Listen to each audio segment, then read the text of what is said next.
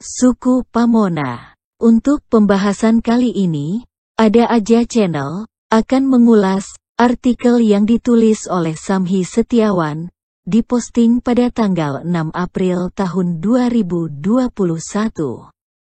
Mengenai suku Pamona di Sulawesi yang dimana dalam hal ini meliputi sejarah, bahasa, mata pencaharian, kekerabatan, agama dan kepercayaan. Nah, agar lebih memahami dan dimengerti, simak pemaparannya di bawah ini. 1. Sejarah.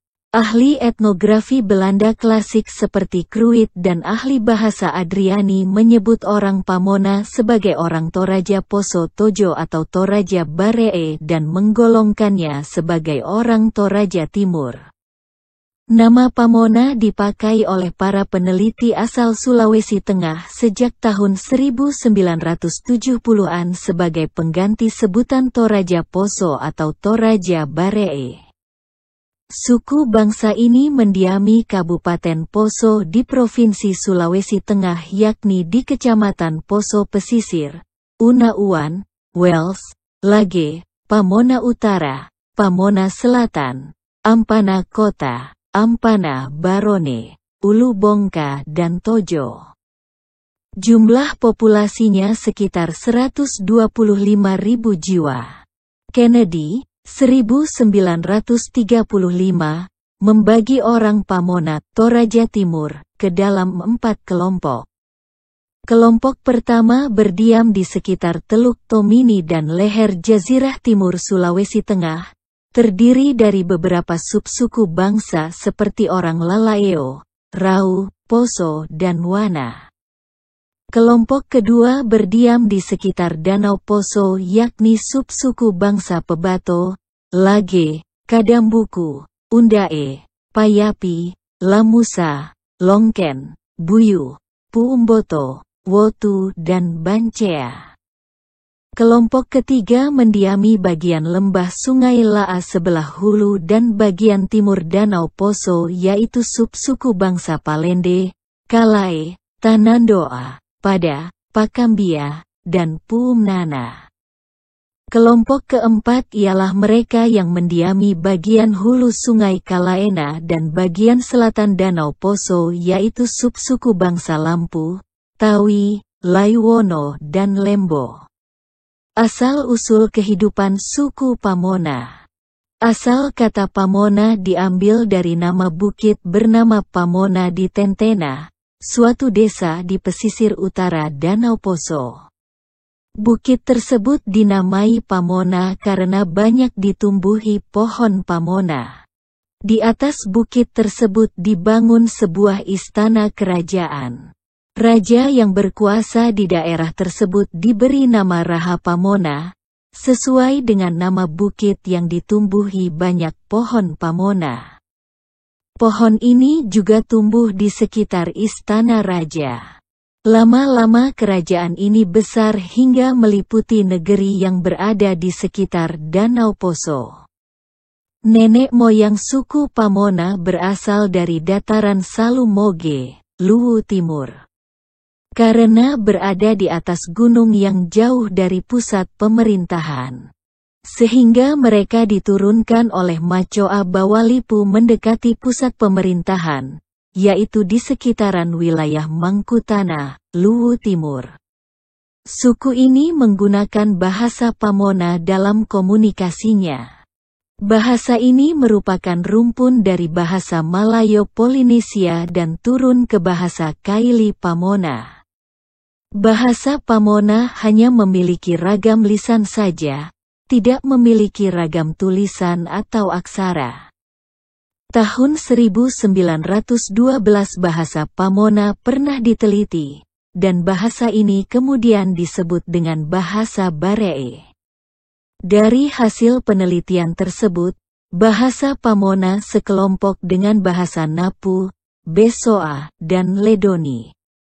Penuturan bahasa Pamona dipakai oleh sebagian besar suku yang mendiami daerah Poso. Di Poso, Provinsi Sulawesi Tengah, terdapat berbagai macam suku. Namun suku yang mendominasi wilayah Poso adalah suku Pamona. Makanya, kadang suku Pamona disebut juga dengan suku Poso atau orang Poso. Padahal suku Poso tidak ada. Yang ada hanyalah wilayah Poso yang didiami oleh sebagian besar suku Pamona. Suku Pamona sebagian besar menganut agama Kristen. Agama ini masuk daerah sekitar 100 tahun yang lalu dan sampai sekarang diterima sebagai agama rakyat. Saat ini semua gereja-gereja yang sealiran dengan gereja ini bernaung di bawah naungan Organisasi Gereja Kristen Sulawesi Tengah, GKST, yang berpusat di Tentena, Kabupaten Poso, Sulawesi Tengah. Seperti halnya dengan suku-suku lain seperti Batak, Toraja dan lainnya. Seperti halnya dengan suku-suku lain seperti Batak, Toraja dan lainnya, suku Pamona juga menggunakan marga untuk mengikat kekerabatan satu darah.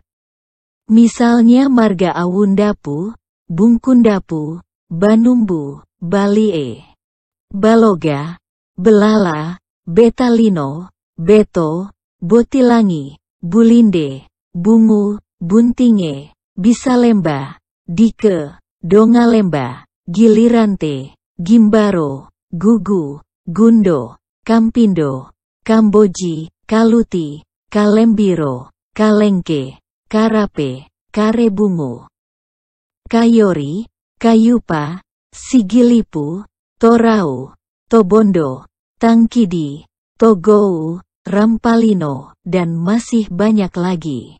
Suku Pamona memiliki pakaian adat yang sangat unik. Sebutan pakaian adat suku asli Poso adalah Tuanna Mahil. Pakaian adat asli Pamona terbuat dari kulit kayu yang disebut dengan kaliken.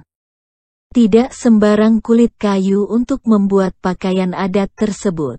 Mereka mengambilnya dari pohon-pohon yang berada di sekitar pegunungan dan masih sangat alami.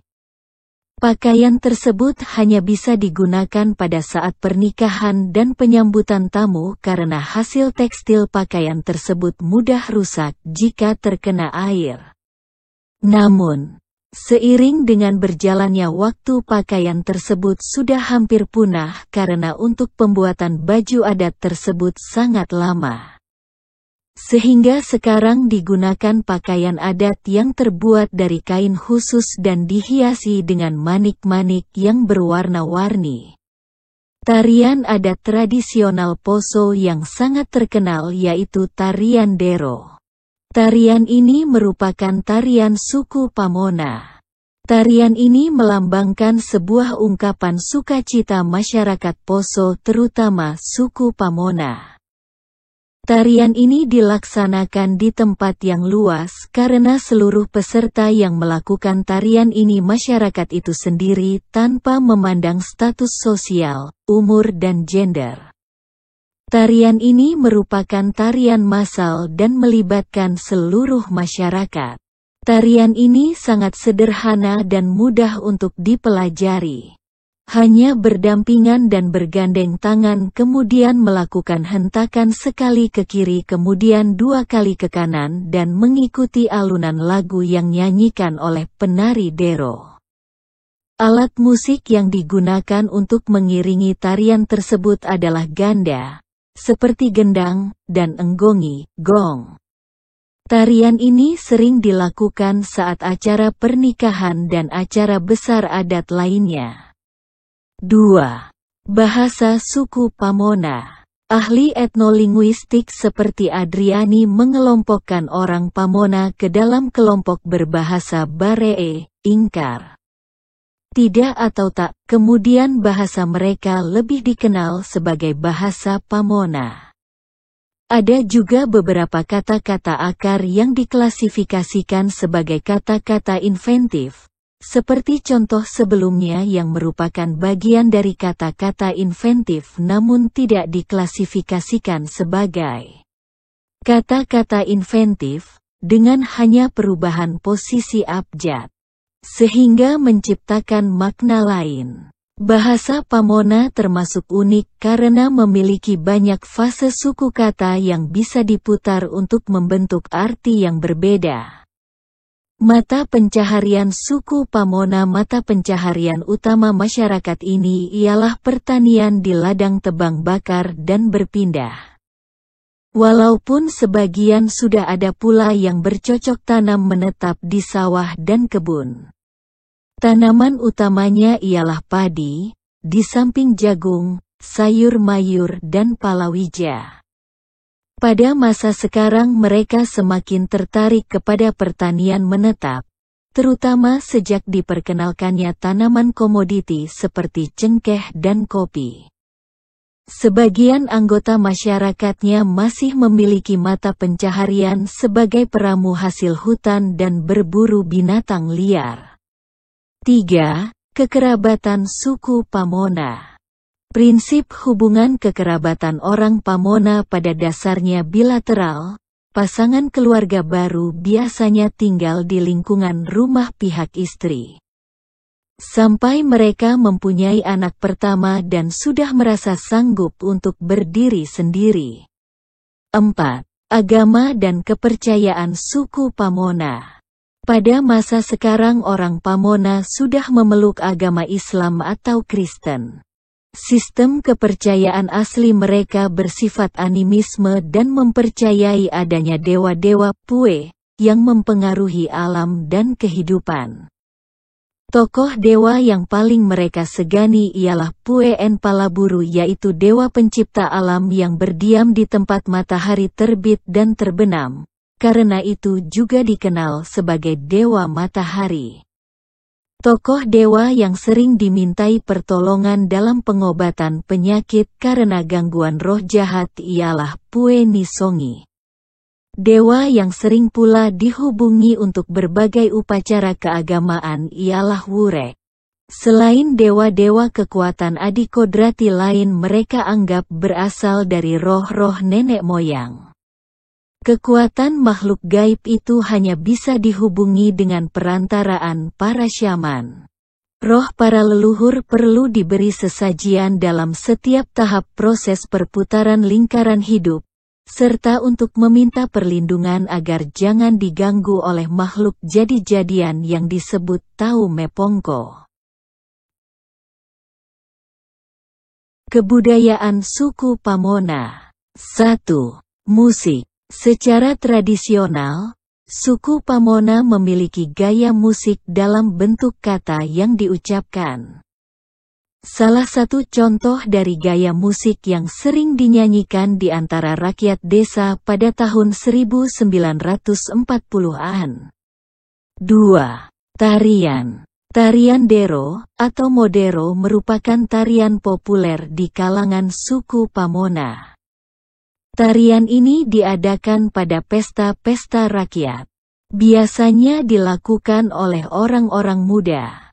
Tarian melingkar dilakukan dengan saling bergandengan tangan, sambil berbalas pantun diringi musik ceria.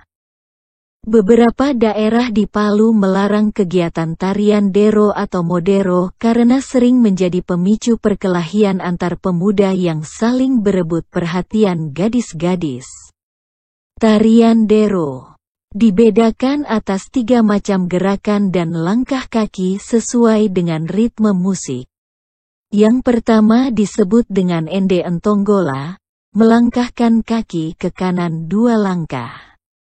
Selangkah ke belakang dan seterusnya berulang. Ditarikan saat menyambut bulan purnama, di mana waktu mulai persiapan lahan menunggu waktu bercocok. Waktu bercocok tanam adalah saat bulan mulai gelap.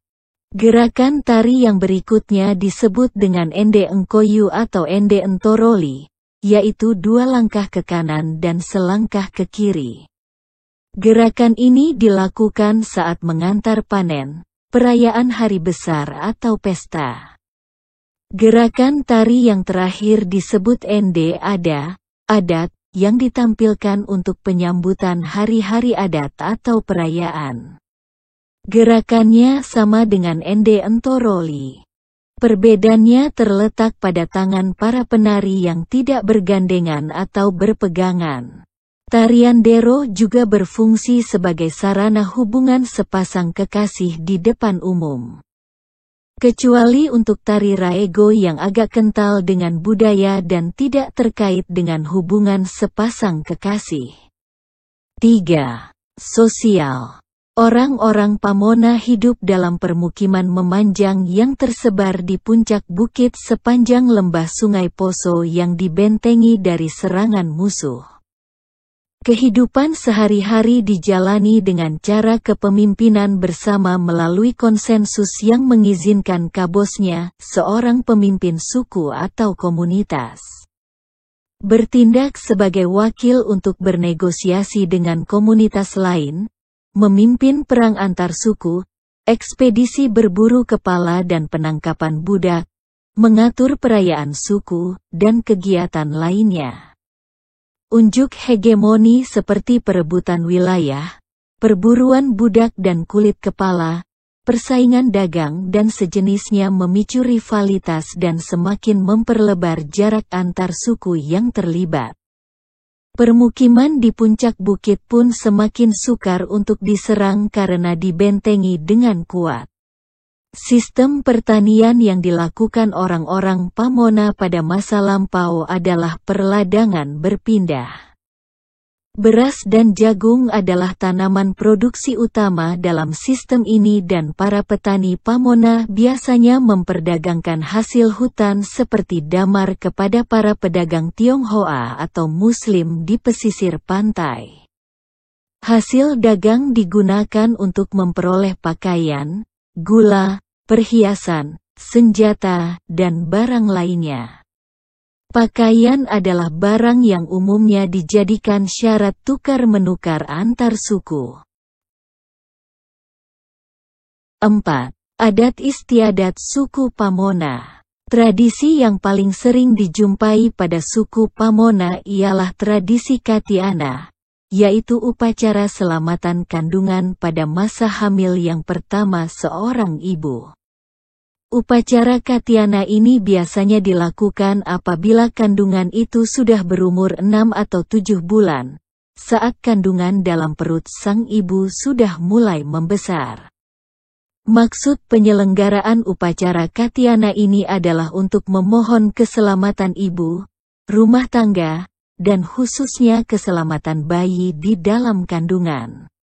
Dengan upacara ini, bayi di dalam kandungan diharapkan dapat tumbuh subur, sempurna, dan tidak banyak mengganggu kesehatan sang ibu.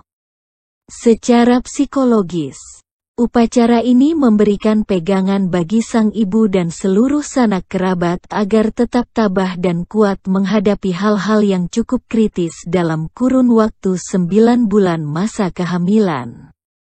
Lalu tradisi Pandungku yaitu ucapan syukur setelah panen. Setelah panen masyarakat Pamona selalu mengadakan ucapan syukur atas berkat kesuksesan yang diberikan Tuhan Yesus. Meskipun masyarakat Pamona sebagian besar bukan petani tetapi harus mengadakan ucapan syukur tersebut dan ucapan syukur tersebut dilaksanakan di gereja dan setelah ibadah ucapan syukur setiap orang bisa berkunjung satu sama lain, tanpa pengecualian kepada siapa saja akan berkunjung karena acara tersebut dibuat setahun sekali. Makanannya enak-enak kalau acara besar seperti ini. Selanjutnya adat perkawinan yang digunakan untuk mengatur mas kawin yang ditanggung oleh mempelai laki-laki yang akan diserahkan kepada orang tua mempelai perempuan. Mas kawin tersebut sering disebut dengan sampapitu. Nah, dalam melaksanakan adat perkawinan tersebut masih ada sampai sekarang tradisi gotong royong atau membantu dalam perkawinan yang biasanya disebut dengan posintuwu. Bantuan yang diberikan berupa bahan-bahan makanan, tenaga, uang dan sebagainya. Wujud bantuan seperti itu atau posintuwu akan terus ada karena setiap orang yang sudah diberi posintuwu akan membalasnya di kemudian hari jika pemberi suatu hari mengadakan pernikahan. Ada lagi upacara pemindahan mayat yang disebut dengan databe. Jenazah tersebut disimpan pada tambea, tempat penyimpanan jenazah, sampai menjadi tulang belulang yang bersih dan letaknya agak jauh terpisah dari penduduk. Bila jenazah tersebut tinggal tulang belulang, diadakan upacara mompemat memindahkan tulang belutang tersebut ke gua-gua.